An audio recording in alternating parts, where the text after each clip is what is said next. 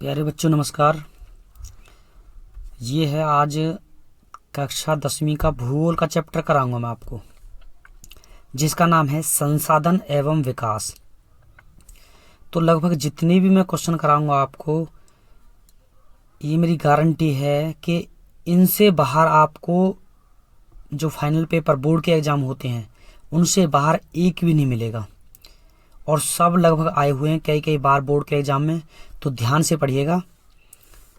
सबसे पहला क्वेश्चन है संसाधन क्या होते हैं। सबसे पहला क्वेश्चन है संसाधन क्या होते हैं।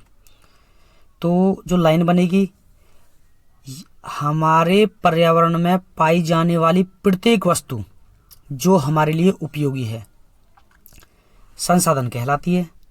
2 लाइन में लिख दोगे तब भी काम चल जाएगा कि हमारे पर्यावरण में पाई जाने वाली प्रत्येक वस्तु। देखो हमारे पर्यावरण में ये क्या है, जानवर हैं, पेड़ पौधे हैं, जल है और नियम हैं। हमारे पर्यावरण में पाई जाने वाली जितनी वस्तुएं, पेड़ पौधे, जानवर, और तो ये सारी चीजों को, पर्यावरण में पाई जाने वाली प्रत्येक वस्तु जो हमारे लिए उपयोगी भी होनी चाहिए भाई, वो क्या कहलाती है, संसाधन। तो सबसे इंपॉर्टेंट ये बनेगा। आप देख रहे हो हमारे पर्यावरण में ये सारी चीजें पाई गई हैं, ये वाली।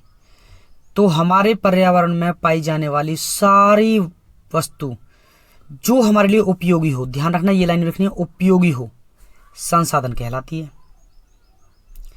दूसरा शर्त यह है कि वस्तु तकनीकी रूप से भी सुगम हो, हमारी टेक्निकल रूप से भी। पेड़ पौधे हमें आराम से हवा दे रहे हैं।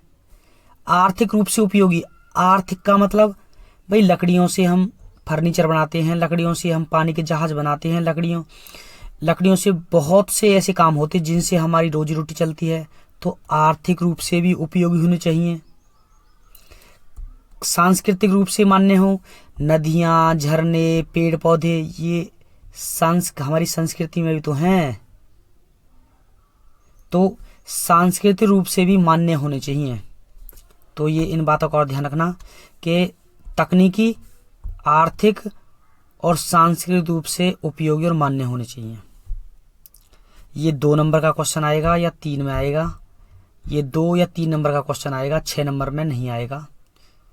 2 या 3 का कर लेना, बहुत इंपॉर्टेंट है। और 2 या 3 के लिए 20 शब्द बनते हैं बस पेपर में जो आते हैं।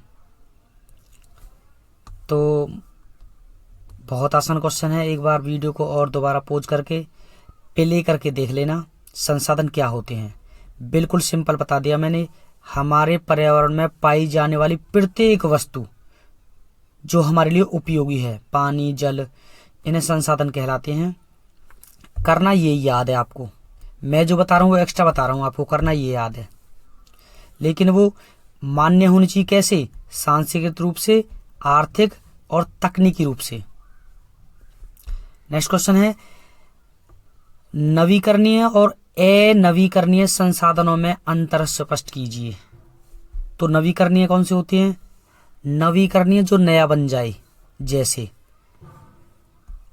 पवन ऊर्जा। आप जानते हो हवा से बिजली बनती रहेगी, ऊर्जा मिलती रहेगी और फिर हवा चलेगी, तो ये कभी खत्म नहीं होती। पवन ऊर्जा कभी खत्म नहीं होती। ऐसे ही सौर ऊर्जा, जो सूर्य की ऊर्जा लगातार मिलती रहती है, यहां से खत्म हो जाए फिर दोबारा लगातार इसमें से मिल जाएगी। तो सौर ऊर्जा कभी खत्म नहीं होगी, ना ही पवन ऊर्जा कभी खत्म होगी। ये खत्म होने के बाद फिर दोबारा नई बन जाती हैं, इसलिए बोलते हैं नवीकरणीय। जो एक बार नष्ट होने के बाद दोबारा बन जाए, नवीकरणीय। आएगा कैसे, देखना। इन संसाधनों के समाप्त हो जाने के बाद उनकी पुनः पूर्ति की जा सके, यानी कि पुनः प्राप्ति की जा सके या पुनः पूर्ति की जा सके। ये जो 2 शब्द है ना, ये इंपॉर्टेंट है, जिनको हम पुनः प्राप्त कर लेते हैं। आप देखोगे अगर जैसे ही सूर्य ऊर्जा इसमें से खत्म हो गई तो दोबारा चार्ज कर लो इससे, तो सौर सूर्य से आने वाली ऊर्जा कभी खत्म नहीं होगी। और ऐसे ही पवन, जब ये बहुत तेज चलती है ना, ये चलती हैं, तो इनसे बहुत ज़्यादा मात्रा में हवा निकलती है और हवा से टरबाइन घूमती है और जिससे बिजली पैदा होती है। तो पवन ऊर्जा और सौर ऊर्जा, ये क्या है, नवीकरणीय। तो पहला तो ये ध्यान रखना है कि इन संसाधनों को समाप्त हो जाने के बाद पुनः प्राप्त किया जा सकता है। दूसरा, इन संसाधनों के मुख्य उदाहरण मैंने अभी बता दिया, जल ऊर्जा, वन ऊर्जा, सौर ऊर्जा, पवन ऊर्जा। ये 4 उदाहरण हैं। यानी कि वन, ये दिखा दिए वन, पवन, ये पवन चक्की हो गई, सूर्य ये हो गया, और जल पृथ्वी पे है ही। तो ये हुए नवीकरणीय संसाधन। अब है अनवीकरणीय। अनवीकरणीय का मतलब जो नया ना बन सके, एक बार समाप्त तो समाप्त।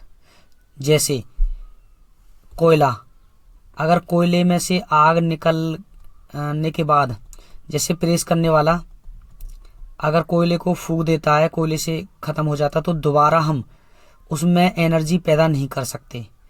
एक बार खत्म है तो खत्म है। सबसे अच्छा उदाहरण, आपके घरों में जो गैस आती है, नेचुरल गैस होती है, तो एक बार खत्म होने के बाद उससे हम पुनः प्राप्त नहीं कर सकते, वो गैस खत्म हो जाती है। ऐसे ही ऑयल होता है जो ऑयल भी धीरे धीरे खत्म हो जाता है, क्योंकि हमारी पृथ्वी के अंदर है जो वो भंडार हैं, जैसे भंडार खत्म हो जाएंगे तो उसे दोबारा प्राप्त नहीं कर सकते। तो नॉन रीन्यूएबल, न्यू का मतलब न्यू नहीं कर सकते हम। तो कोयला, तेल, गैस, ये क्या है, नॉन रिन्यूएबल सोर्सेज, यानी कि अनवीकरणीय संसाधन। इसमें तो है पुनः प्राप्त करना, और इसमें क्या आएगा, जिनको पुनः प्राप्त नहीं किया जा सकता। इन संसाधनों के समाप्त हो जाने के बाद पुनः प्राप्त नहीं किया जा सकता। जब तेल के भंडार खत्म हो जाएंगे तो दोबारा पैदा नहीं होंगे। दूसरा, इन संसाधनों के मुख्य उदाहरण कोयला, खनिज तेल, ये है।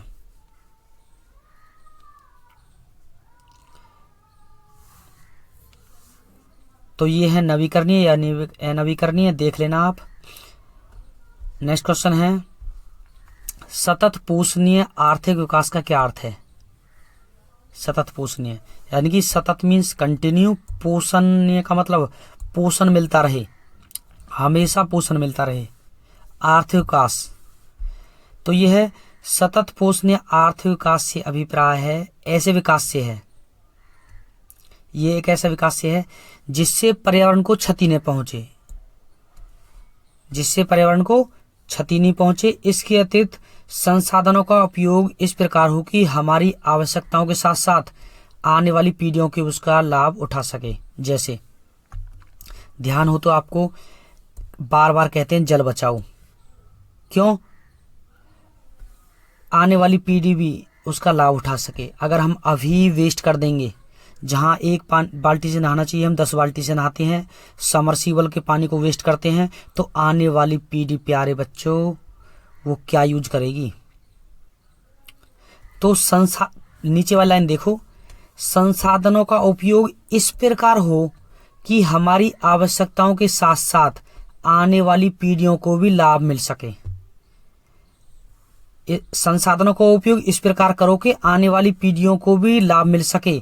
यहाँ पेड़ है, हम लगातार पेड़ काटते जा रहे हैं और बोते हैं नहीं, तो आने वाले टाइम में ऑक्सीजन कहाँ मिलेगी, ऑक्सीजन नहीं मिलेगी तो बहुत ज्यादा रोग पैदा होंगे। तो कहने का मतलब ये संसाधन है हमारे पर्यावरण में पाई जाने वाली वस्तुएं, ये सब संसाधन हैं जो हमारे लिए उपयोगी हैं। बताया था मैंने, अगर हम इनको नष्ट कर देंगे तो आने वाली पीढ़ी के लिए खतरा होगा। तो हम संसाधनों का प्रयोग इस प्रकार से करें कि आने वाली पीढ़ी भी इनका लाभ उठा सके। तो दूसरी लाइन तो ये कंप्लीट हो गई भाई, ये वाली, हमारी आवश्यकता के साथ साथ आने वाली पीढ़ियों को भी इसका लाभ मिल सके। और सतत पोषणीय आर्थिक विकास से अभिप्राय ऐसे विकास से है जिससे पर्यावरण को क्षति न पहुंचे। हम बार बार इनको उखाड़ रहे हैं तो क्षति तो पहुंच रही है, पानी को वेस्ट कर रहे हैं तो क्षति पहुंच रही है पर्यावरण को। तो ये ध्यान रखना है, इसमें 2 लाइन ध्यान रखनी है। एक तो पर्यावरण को क्षति न पहुंचे, ये ध्यान रखना है, एक ये इंपॉर्टेंट बन जाएगा पॉइंट, और एक है आने वाली पीढ़ी भी लाभ उठा सके, एक ये ध्यान करना है। नेक्स्ट, संभाव्य संसाधन क्या होते हैं, उदाहरण देकर समझाइए। प्यारे बच्चों, संभाव्य संसाधन वे संसाधन हैं जिनकी खोज तो हो चुकी है परंतु उनका उपयोग नहीं किया गया है। कहने का मतलब सौर ऊर्जा, सूर्य से बिजली पैदा होती है, हमने खोज तो कर ली। तो पहली लाइन तो ये लिखोगे आप, जिनकी खोज तो हो चुकी है। पवन ऊर्जा, ये चलती हैं बहुत तेज, पवन चक्की, इनसे बिजली पैदा होती है, तो इनकी खोज तो हो चुकी। लेकिन प्यारे बच्चों, पवन ऊर्जा आपके गांव में, आपके शहर में कहाँ दिखाई दे रही है? इनका बहुत कम उपयोग कर रहे हैं, तो इनका उपयोग नहीं किया गया है। सौर पैनल हैं, नाम मात्र के हैं। आपके गांव में, आपके शहर में कितने हैं? बहुत कम। तो बहुत सिंपल सी बात है, इनकी खोज तो हो चुकी पर उपयोग नहीं किया गया है। इतनी सी तो लाइन है बस। जिनकी खोज तो हो चुकी लेकिन उपयोग नहीं किया गया। उदाहरण के लिए राजस्थान और गुजरात ले लो, इसमें पवन ऊर्जा दिखा दी और सौर ऊर्जा के विकास की अत्यधिक क्षमता है। भाई, राजस्थान में बहुत ज्यादा गर्मी पैदा होती है तो वहां से बिजली बना सकते हैं, तो उदाहरण के लिए राजस्थान हो गया, और गुजरात में पवन ऊर्जा और सौर ऊर्जा के विकास हो सकता है। तो दिखाई दे रहा है, ये तो हो गया राजस्थान में सौर ऊर्जा, बहुत ज्यादा बिजली पैदा कर सकते हैं गर्मी से, और ये गुजरात में ये हो गया। तो उदाहरण के लिए राजस्थान और गुजरात में सौर ऊर्जा के और पवन ऊर्जा के बहुत अच्छे स्रोत हैं, यहां से बिजली पैदा कर सकते हैं हम। तो संभाव्य संसाधन कौन से होते हैं? संभाव्य संसाधन जिनकी खोज तो हो चुकी है पर उनका उपयोग नहीं किया गया है। अब बात में से बात निकालो, उपयोग कहाँ कर सकते हैं हम? राजस्थान में सौर ऊर्जा और गुजरात में पवन ऊर्जा के बहुत ज्यादा विकास कर सकते हैं इन चीजों में हम। तो ये लाइन है, ऐसी याद करना जैसे मैंने दिखा रखा है। ये प्यारे बच्चों कंप्लीट है। 4 क्वेश्चन है, धीरे धीरे करना है, समझ के करना है, पिक्चर देख के करना है, फिर जीवन में भूल नहीं पाओगे आप। रट के करोगे, जल्दी करोगे तो दिक्कत हो जाएगी। Okay, thank you. और आज मैं शाम को कॉल करके सुनूंगा आपसे।